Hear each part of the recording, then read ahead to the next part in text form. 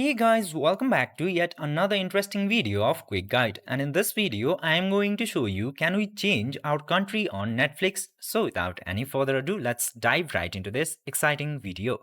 While we are using Netflix, there are so many series, movies or documentaries and more other contents which we cannot watch from some certain regions. And in that case, we might try to change our region or country to solve that issue in Netflix. But that's not the case because you cannot change your country or region into Netflix. So you might think of one possibility of using the virtual private network to change your country or region into Netflix.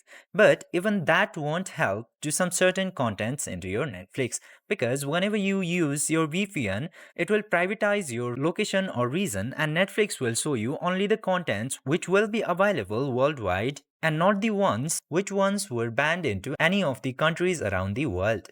So in that case, only thing you can do is to manage a visa and go to that country where Netflix allows that content which you want to watch. Sorry to say, but that's all you can do in order to watch some specific content while you cannot change your country on Netflix. I hope this video was informative for you. If yes, don't forget to like, share and subscribe to the channel to never miss another update. Thank you for watching the video.